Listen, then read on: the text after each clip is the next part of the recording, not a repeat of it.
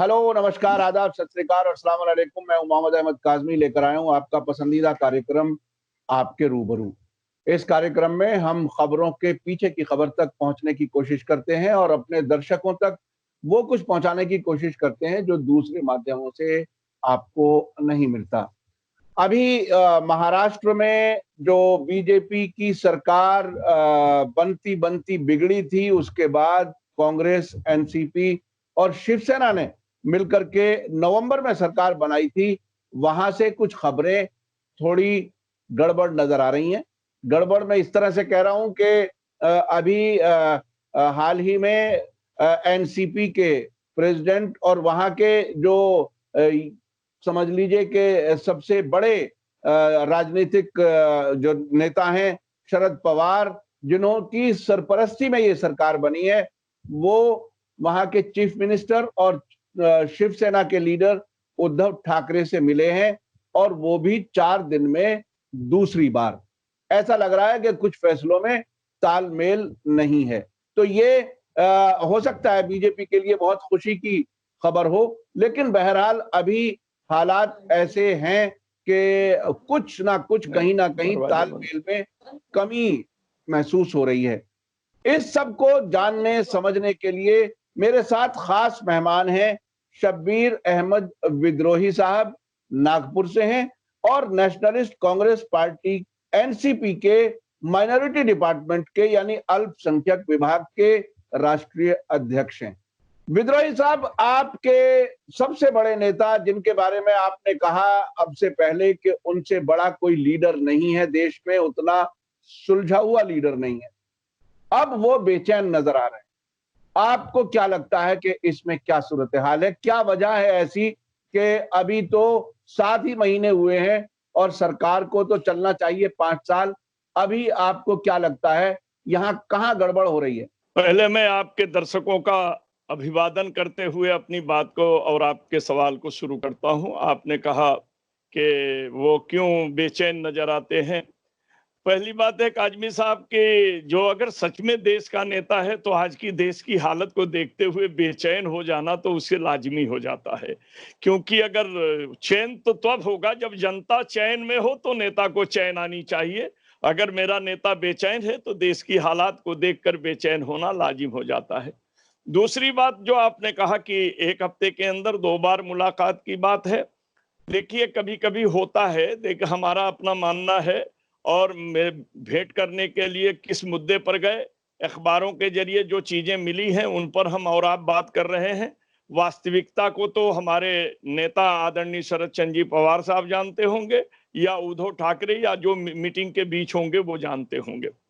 रह गई ये चीज कि आज जो मिलने गए, अखबारों में जो चीजें आई, सच बात है तालमेल बनाने के लिए गए हैं कि तालमेल बिगड़ा था उसे सुधारने के लिए गए हैं, चर्चा हुई है।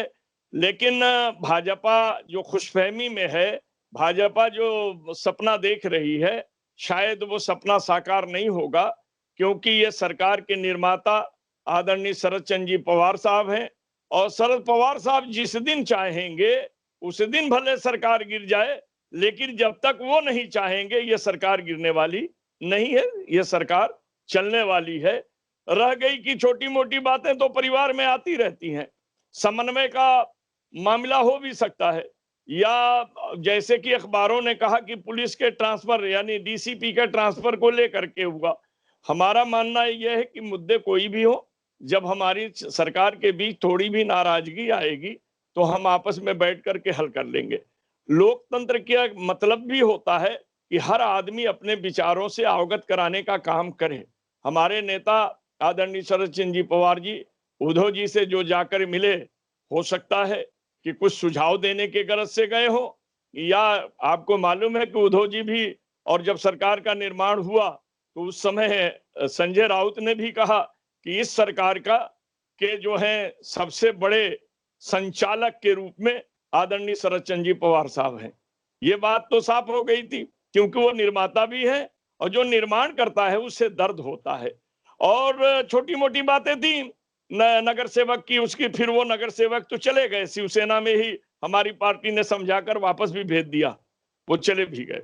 अच्छा, अभी देखिए शिवसेना का जो पास्ट है, जो वो बीजेपी के साथ लंबे वक्त तक सरकार में रह चुके हैं और जो केंद्र की सरकार है, जो सेंटर में बीजेपी की सरकार है, वो कुछ जो जो नफरत वाली पॉलिटिक्स है, वो करने वाले जो लोग हैं, उनको किसी तरह से ऐसा महसूस होता है कि वो उनकी शरण में है और वो जहां चाहते हैं गड़बड़ी भी कराते हैं।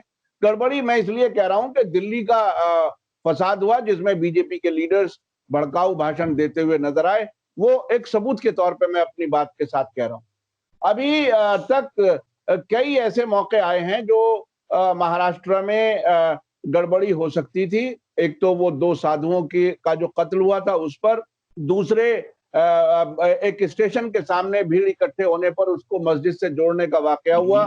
जो इस वक्त एक टेलीविजन चैनल के बड़े पत्रकार जो अपने आप को कहते हैं अर्नब गोस्वामी, उनके खिलाफ भी वहां केस चल रहा है। तो ऐसा लग रहा है कि केंद्र सरकार ये एक खतरा महसूस कर रही है कि उद्धव ठाकरे जी ज्यादा पॉपुलर ना हो जाएं या ये कि एनसीपी, कांग्रेस और शिवसेना ज्यादा मजबूत ना हो जाएं। क्या आपको ऐसा लगता है कि कहीं ऐसे वो लिंक्स दोबारा जिंदा हो रहे हैं उद्धव ठाकरे और बीजेपी के बीच में कि वो कहीं कुछ ऐसा कुछ करके और ऐसे हालात बनाने की तरफ जा रहे हैं? आपको क्या लगता है? देखिए, एक बात जो आपने कहा कि बिल्कुल सही है, वो छवि को बिगाड़ने की पूरी कोशिश करते हैं और करते रहेंगे।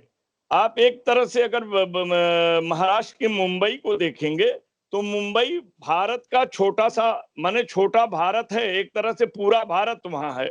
और आर्थिक राजधानी होने के नाते आपने बहुत अच्छी बात कही कि दिल्ली का आपने उदाहरण दिया और जो बांद्रा की मस्जिद के जो उदाहरण दिए, ये इनकी साजिशें थीं और इनकी साजिशें चलती रहेंगी, क्योंकि आप मानते हैं ना कि बिच्छी का स्वभाव डंक मारना है और भाजपा का नाम में ही छुपा हुआ है भाजपा, भारत जलाओ पार्टी, जलाना किस तरह से, किसी को सताकर जलाना या किसी को उठाकर जलाना या द्वेष की भावना से जलाना या सांप्रदायिकता की रास्ते से जलाना। इन्होंने इनकी चीजों में और इनके निर्माताओं ने भारत के बारे में, भारत की भूमि से मोहब्बत करने की बात जरूर सोची है, मगर भारत की जनता से मोहब्बत करने की बात उन्होंने नहीं सोचा है। तो इन चीजों को अगर आप देखेंगे तो ये लगेगा, और वो उनको एक चीज लग रहा है, जिस तरीके से दिल्ली का रास्ता बगैर उत्तर प्रदेश के नहीं जाता है, उसी तरह विश्व में जो भारत की छवि बनती है, वो बगैर बंबई के नहीं बन सकती है। दिल्ली और बॉम्बे अगर ठीक है, तो विश्व में हमारे देश की छवि बनती है। तो आज वो उनको बड़ा अखरता है, क्योंकि आपको मालूम है कि सबसे बड़ी पार्टी हुए, और हमारा जहां तक ख्याल है कि भाजपा और शिवसेना में बहुत पुराना संबंध रहा, बहुत पुराना संबंध रहा, चाहे सरकार में रहे तब रहा, नहीं रहे तब भी रहा, एक साथ मिलकर के ये चले।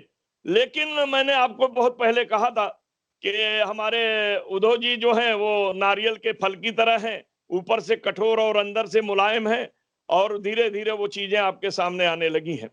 और ये बात सही है कि विश्व में विश्व कहना नहीं, भारत में आज हमारी ये जो 3 पार्टी की सरकार के बात चारों तरफ चल रही है और लोग भाजपा को छोड़ने की तैयारी में हैं। जैसे आप बिहार में देख लीजिए, सेंट्रल में सरकार में शामिल जो है रामविलास पासवान के बेटे चिराग, जो कि उनकी पार्टी के अध्यक्ष हैं, वो भी बोलना शुरू कर दिए कि हमें अकेले चुनाव लड़ना है। यानी वो बोलने जब लगे कि हमारा घर से बाहर होना है, तो कोई उनको लपकने का भी काम करेगा कि हमारे गठबंधन में आ जाइए। तो साबित तो हो रहा है कि इनके साथ जो है वो भी इनसे भागने की तैयारी में है। तो उन सारी चीजों को देखते हुए वो कहीं न कहीं छिटपुट नाटक करने की तैयारी में है। आज मुख्यमंत्री रह करके जितना दौरा नहीं करते थे फडणवीस साहब, आज उतना वो कोरोना को लेकर के जो है महाराष्ट्र में दौरा कर रहे हैं। तो हमें दौरा से हमारी पार्टी को कोई तकलीफ नहीं है, जनता के बीच नेता जाए, जनता की समस्या हम तक पहुंचाए, सरकार हमारी उसे दूर करने के लिए तत्पर है, हर तरह से तैयार है। आज जो आपने कहा कि ये बात मैं बिल्कुल मानने को तैयार हूं कि उद्धव ठाकरे जी को और हमारे नेता शरद चंद्र जी पवार की छवि बिगाड़ने के लिए भाजपा कोई भी चाल चलने में कसर नहीं छोड़ेगी। अच्छा, ये देखिए जैसा कि जिस तरफ आपने भी इशारा किया कि महाराष्ट्र सरकार जैसा कि मैं समझता हूँ पूरे देश में और दुनिया भर में ये एक मैसेज गया था जब ये सरकार बनी थी कि सेकुलर पार्टियां अगर इकट्ठी हों तो नफरत फैलाने वालों को नाकाम किया जा सकता है। तो ये एक तरह से मिसाल पूरे मुल्क के लिए बनी थी। अगर कहीं इसमें कोई कमजोरी आई तो ये एक बहुत बड़ा नुकसान होगा अगर इसमें रिवर्सल होता है, यानी उस सोच को। तो इस सोच को सेकुलरिज्म को बढ़ावा देने के लिए, नफरत करने वालों को कमजोर करने के लिए एक ये बहुत बड़ा कदम था। अब आगे आने वाले वक्त में क्या महाराष्ट्र पूरे देश के लिए मिसाल बना रहेगा या क्या आपको अब क्या लगता है अब पार्टी के अंदर क्या कुछ डिस्कस हो रहा है? देखिए, हमारी पार्टी के अंदर तो सरकार चलाने के लिए हर तरह से तैयारी है। हम देश के अंदर जो है नफरतों को मिटाने के लिए, कुर्बानी देने के लिए भी हमारे नेता तैयार रहते हैं। अभी आपने कहा कि ये मिसाल बना रहेगा, मेरा मानना है कि ये मिसाल बनेगा और यही मिसाल जो है भाजपा को दूर करने का काम कर सकेगा। कारण ये है कि आज आप देख रहे हैं जिस तरह से जातियों का ध्रुवीकरण हो रहा है, वो ध्रुवीकरण में एक बात आप बड़े साफ लफ्जों में आपके बात से भी बात झलकी और मैं भी कह देना चाहता हूं कि देश में एक ऐसी हवा चलाई जा रही है कि अल्पसंख्यकों के विरोध में जो है दूसरों को जोड़ने का काम किया जा रहा है। अब यहाँ ऐसा हो रहा है कि अल्पसंख्यक जिस पार्टी को चाहेंगे वहां से दूसरे दूसरी तरफ निकल करके जाने की तैयारी कर रहे हैं। मानसिकता बिगाड़ी जा रही है और हिंदू राष्ट्र बनाने की जो सपने दिखाए जा रहे हैं वो सपना साकार नहीं होगा जब तक हमारे यानी जो हमारी सरकार जो धर्मनिरपेक्षता को लेकर बनी है, वो धर्मनिरपेक्षता के साथ साथ जो भारत के संविधान को मान करके चलना चाहती हैं, उनमें किसी तरह का अगर दरार नहीं आया तो इनके ख्वाब जो हैं वो पूरे नहीं होने वाले हैं। और मेरा मानना है कि जिस तरीके से सही में उल्लास आया था लोगों में कि महाराष्ट्र से भाजपा को बाहर कर दिया गया, इंशाअल्लाह आने वाले वक्तों में भारत के से भी भाजपा की सरकार को बाहर करने का काम धर्मनिरपेक्षता और सभी को लेकर चलने वाली विचारधारा से ही किया जा सकता है। बहुत बहुत शुक्रिया जनाब शब्बीर अहमद विद्रोही साहब, आपने नागपुर से हमारा साथ दिया, वक्त निकाला, इसके लिए हम शुक्रगुजार हैं। और महाराष्ट्र पर चूंकि बहुत ही अहम स्टेट है और वहाँ एक नए किस्म का सियासी तजर्बा हो रहा है, उस पर नजर रखना मैं समझता हूँ बहुत ही जरूरी है। आपने कई अहम बातें कही। एक तो ये कि ये जो महाविकास अघाड़ी जो अलायंस है वो जारी रहेगा।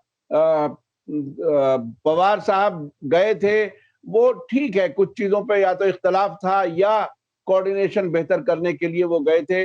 पब्लिक में अभी कोई स्टेटमेंट नहीं आया है, जब कभी स्टेटमेंट आएगा तो कोई बात और आगे आएगी। लेकिन अभी तक उद्धव ठाकरे जी ने जो सेकुलरिज्म के मामले में जिस मजबूती से एक तरह से वापस उन मूल्यों को जिंदा करने की बात कही है, मुझे याद है कि वो जब अंजुमन इस्लाम में वो गए थे तो उन्होंने बहुत ही अच्छे अंदाज में माइनॉरिटीज को, मुसलमानों को समझने की बात की और उस वक्त उन पर एतराज किया गया था। मुझे मालूम है कि वो क्यों जा रहे हैं, तो उन्होंने कहा था कि बंबई शहर है, ये हमारा स्टेट है, ये हमारे लोग हैं, तो मैं क्यों ना जाऊं। तो ये एक खुले दिमाग के साथ अगर हुकूमत चलेगी तो मैं समझता हूं देश भर में भी सेकुलरिज्म मजबूत होगा और नफरत फैलाने वालों को बहरहाल फिर से सोचना पड़ेगा कि देश मिल करके चल सकता है, ना कि बांट करके। बहुत बहुत शुक्रिया।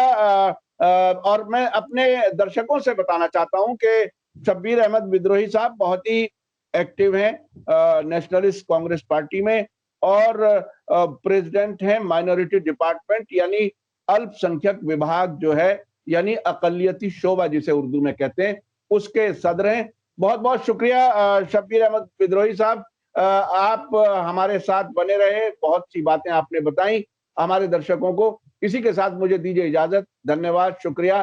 जय भारत, जय हिंद।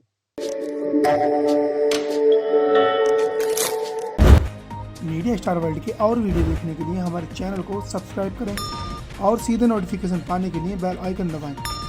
और अगर हमारी खबर सच्ची और अच्छी लगे तो अपने व्हाट्सएप, इंस्टाग्राम, फेसबुक और ट्विटर अकाउंट पर जरूर शेयर करें।